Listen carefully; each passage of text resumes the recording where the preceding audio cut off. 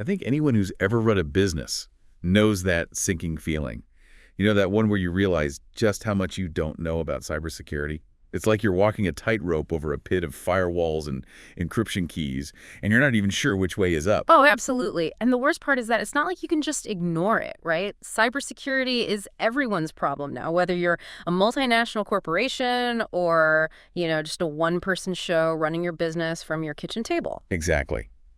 But that's why we're here today, to demystify things a bit. We're doing a deep dive into cybersecurity for your business, and we've got two really cool resources to guide us. Two heads are better than one, right? Always. So we've got this website excerpt from your cybersecurity guide, which is fantastic because it cuts right to the chase. It's all about finding practical solutions without getting bogged down in technical jargon. Love that. Practicality is key, especially when you're already wearing a million hats as a business owner. Right. And then we've got this PDF, Business Types Cybersecurity aspect, which is a bit more of a deep dive. It gets into the nitty-gritty of how cybersecurity needs change, depending on the type and size of your business, which I think is super helpful. Oh, for sure. Because what works for a small Etsy shop isn't necessarily going to cut it for a company with hundreds of employees and sensitive customer data. Exactly. And speaking of different business types, both of our sources break things down into four main categories: SOHO, Simple SMB, Advanced SMB, and Complex SMB. Think of it like levels in a video game.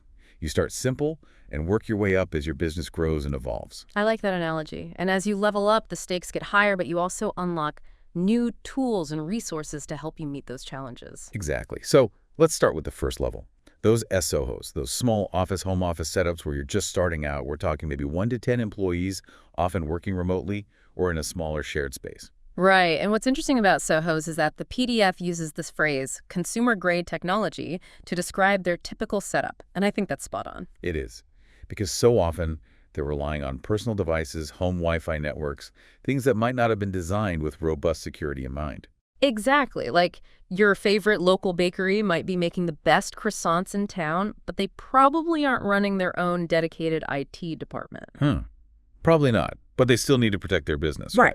And the website actually highlights this group as being particularly budget conscious, which makes total sense. Oh, absolutely. Every penny counts when you're just starting out. But here's the thing. Even with a tight budget, certain security measures are absolutely essential. It's about establishing that baseline protection, that foundation, no matter how small your business might be. It's like they always say, you don't wait for a fire to buy a fire extinguisher. So even at the SOHO level, we're talking the non-negotiables. Antivirus software, firewalls. Would you say those are the essentials? Absolutely. And you know what? It's funny. The PDF actually points out that while SOHOs might seem like smaller targets, they're often specifically targeted because of those perceived vulnerabilities. It's like going after the low-hanging fruit. Which makes it even more important to have those basic protections in place, right? 100%. Okay, so let's say a business starts to grow, maybe goes from 5 to 20 employees. Things are getting a bit more complex. They're entering that simple SMB phase. Right, and it's not just about the technology either. The type of data they're handling starts to change too. We're not just talking about customer names and email addresses anymore. Now it's financial information. Employee records things with much higher stakes. Totally.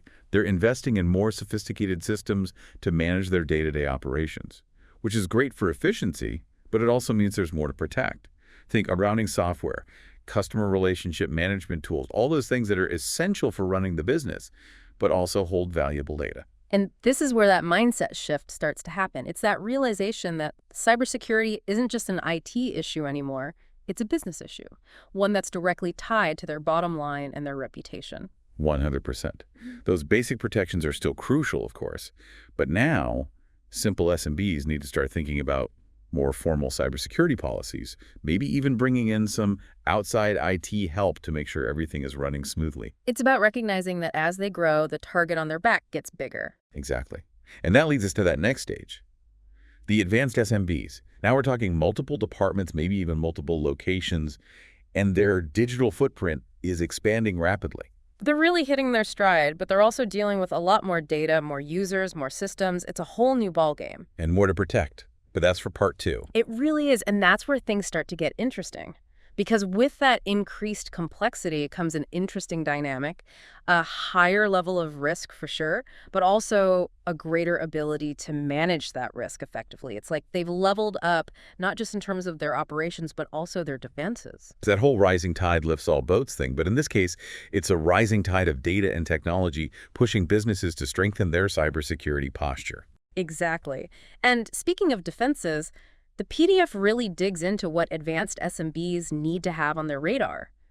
Data encryption becomes huge here, as do those vulnerability assessments. Right, like giving their systems a thorough checkup to find any weak spots before someone else does. Precisely. It's not just about reacting to threats anymore, it's about proactively hunting them down.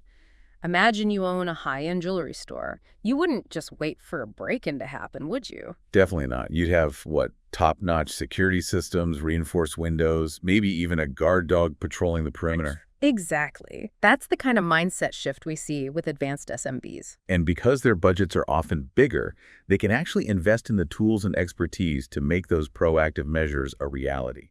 We're talking things like virtual private networks, those VPNs, to create secure connections for remote employees. Right. And end-to-end encrypted messaging services to keep all those sensitive communications, well, sensitive.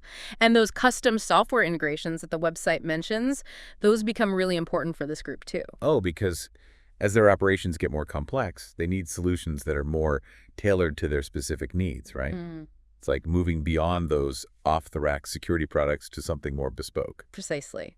And the website uses a great example to illustrate this point. Healthcare providers. Oh yeah, they deal with a ton of sensitive information. They do. They've got patient data, financial records, all sorts of things that make them prime targets for cybercriminals. And the PDF actually mentions all those regulatory requirements that often come into play with sensitive data, like HIPAA on compliance, which is, well, a pretty big deal for healthcare providers. It is a big deal, and it highlights how cybersecurity isn't just about protecting your business, it's about protecting your customers, too. Right, because failing to comply with those regulations can result in some pretty hefty fines, not to mention the hit to your reputation. Exactly, and no one wants to deal with that. Okay, so we've talked about SOHOs and simple SMBs kind of finding their footing and advanced SMBs really stepping up their game. What about those businesses that are, playing in the big leagues? What about the complex SMBs? Yes, the heavy hitters. These are the businesses that operate with a level of sophistication that rivals even large enterprises, just on a smaller scale. And their cybersecurity needs, well, they definitely reflect that complexity. Right, because now we're talking 50-plus employees, multiple locations, some even operating internationally. We're talking data centers, intricate networks, the whole 9 yards.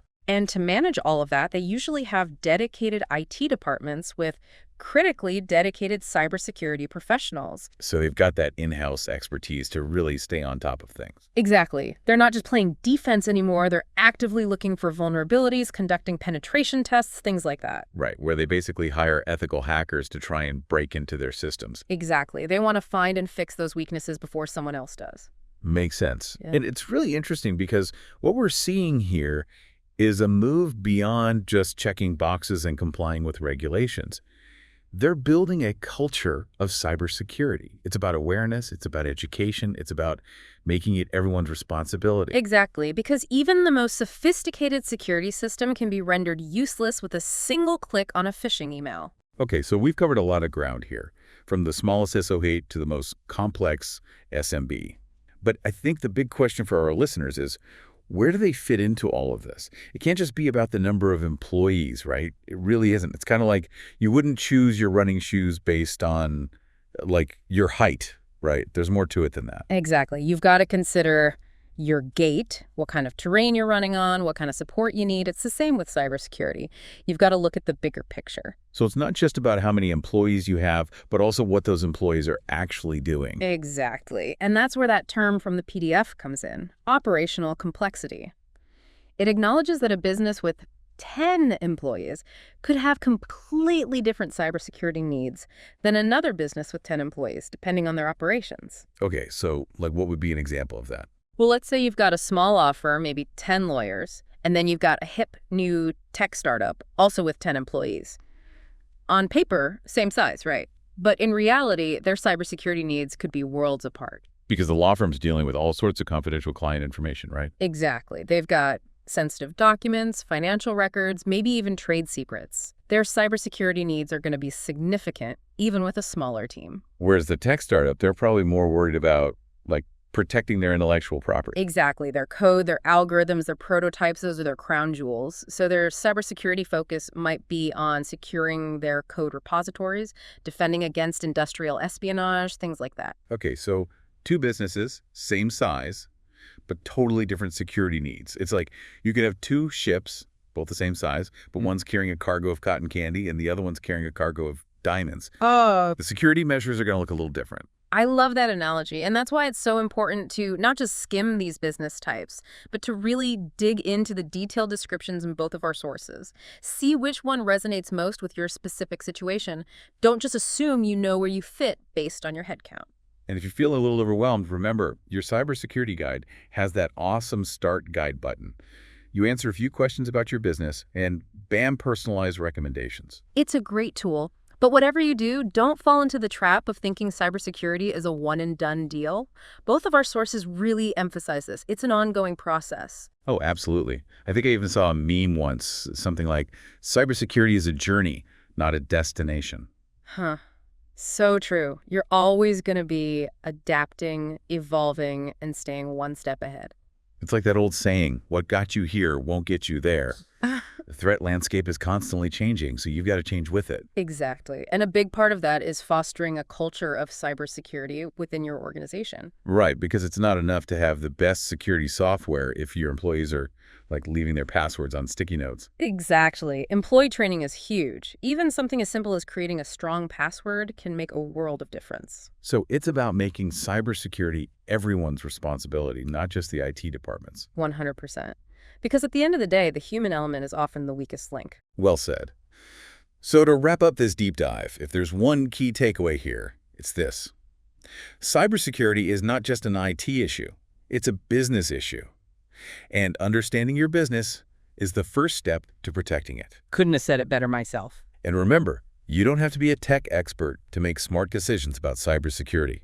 We hope this deep dive is giving you the knowledge and hopefully the confidence to take that next step. And if you ever get stuck, your cybersecurity guide has a great glossary. Your cybersecurity dictionary. On that note, we'll wrap things up here. Thanks for joining us, and until next time, stay curious, stay informed, and stay secure.